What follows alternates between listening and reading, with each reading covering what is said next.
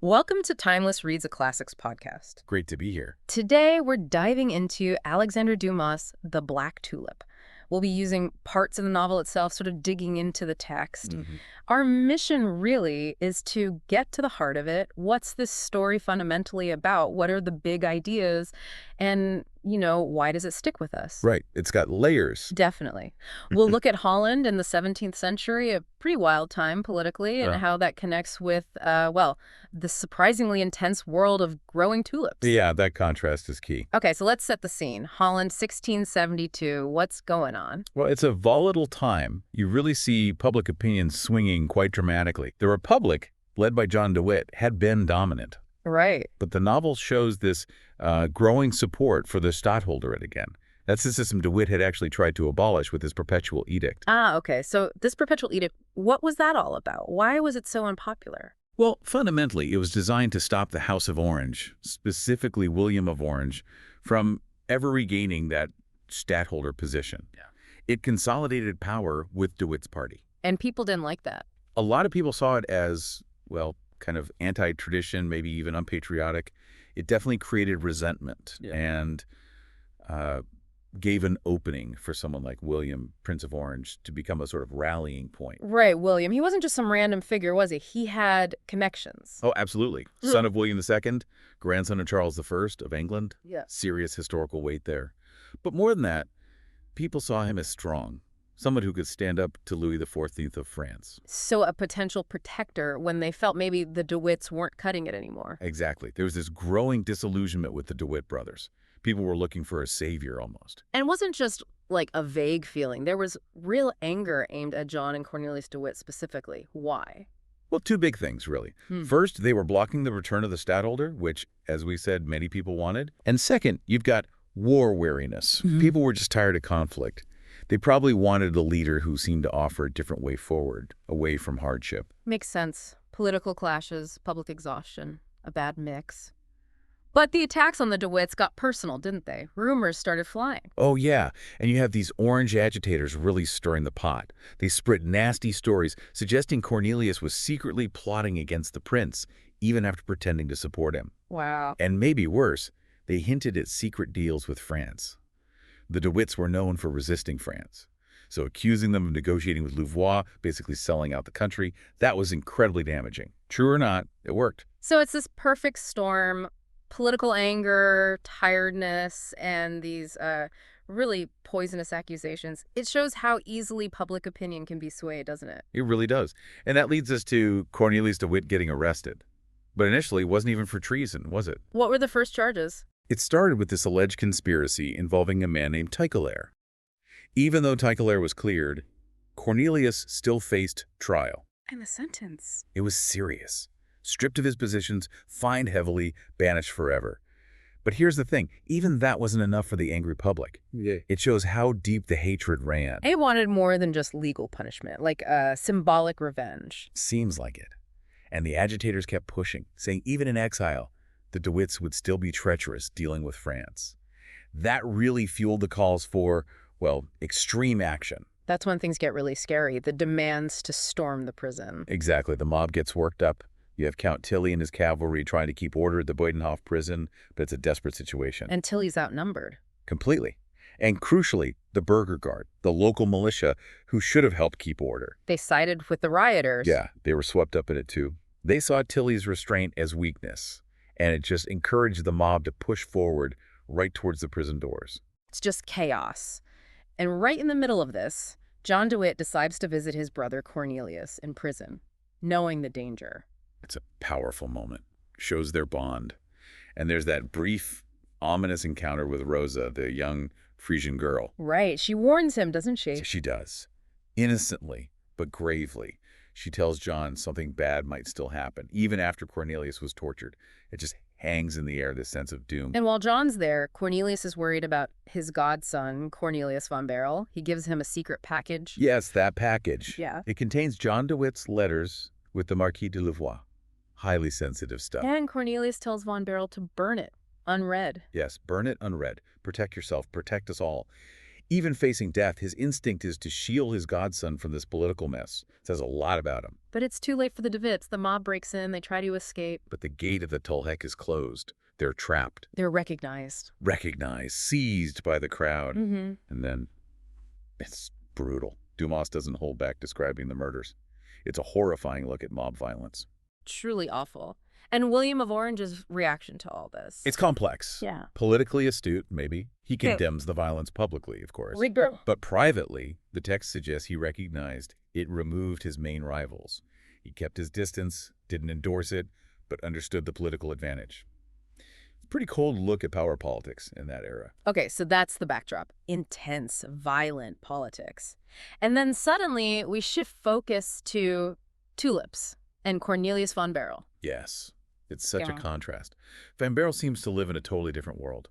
A world of beauty, science, flowers. He's wealthy, independent. Right, and completely absorbed in tulip breeding. His father had warned him off politics, unlike his godfather, Cornelius de Witt, and he seems to have taken that to heart. So he's got this peaceful life, just focused on his garden. His godfather even offered him government jobs. Yeah, but Van Baerle wasn't interested at all. Zero ambition for public service. It was all tulips, all the time. But even the tulip world isn't entirely peaceful, is it? There's rivalry.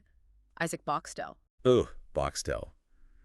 He's the dark side of that world. He's absolutely consumed by jealousy of Van Baerle. His success, his money, his skill with tulips. Boxtel hates it all. And he spies on him, sabotages him. Constantly. It's almost obsessive.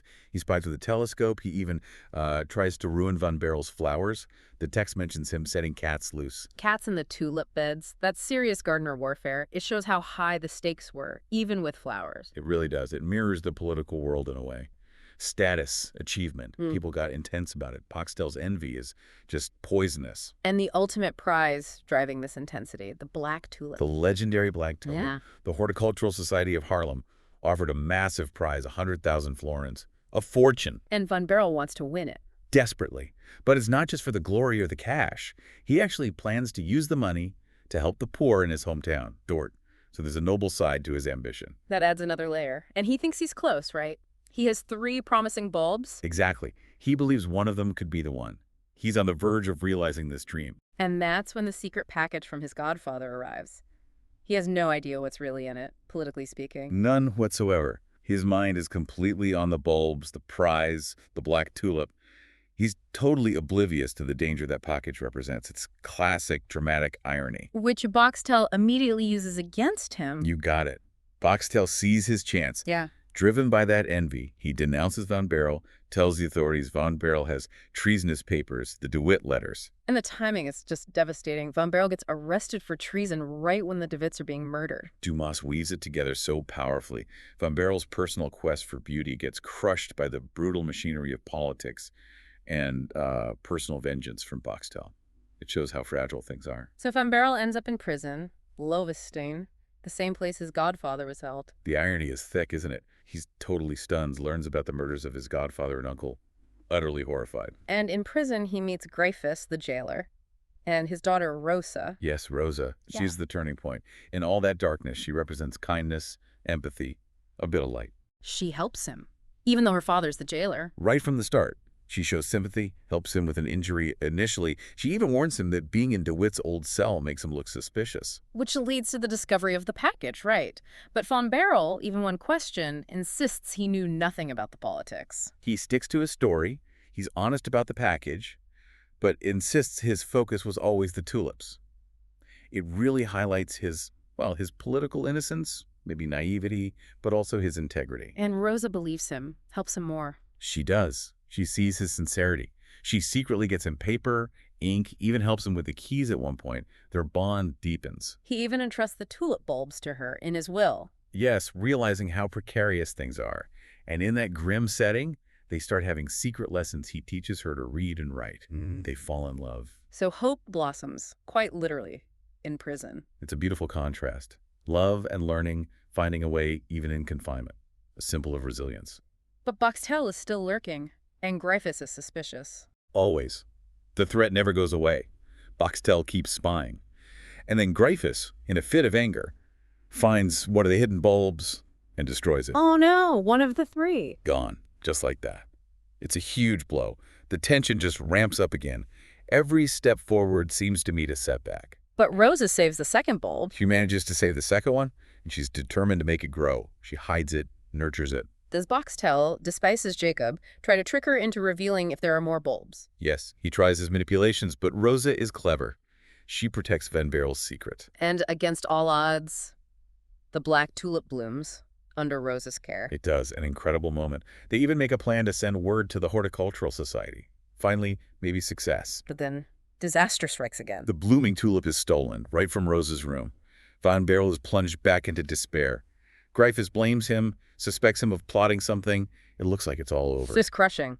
But Rosa doesn't give up. Not Rosa. She's incredibly strong. She decides to go to Haarlem herself, to claim the prize and expose the thief. And the prize ceremony is underway, with William of Orange there. Yes, the prince himself is there. Big public event. And who steps up to claim the prize? Presenting a black tulip. Boxtel. Boxtel, bold as brass. But then Rosa arrives. Dramatically.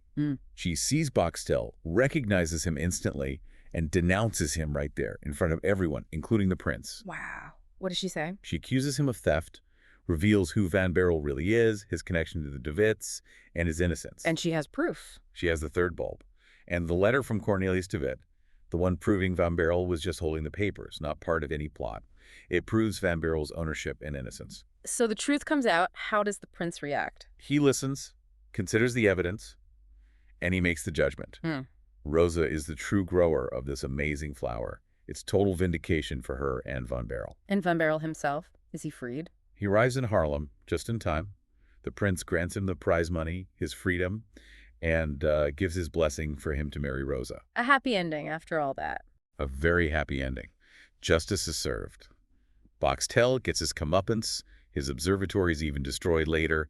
Van Baerle and Rosa get to live happily, famous for their incredible black tulip. It's really satisfying. Definitely. So when you boil it down, the black tulip really isn't just about a flower quest. Not at all. It's about how, big political storms impact ordinary lives. It's about envy, how destructive that can be. But also about love, right? And sticking it out through tough times. Absolutely. Love, perseverance, integrity.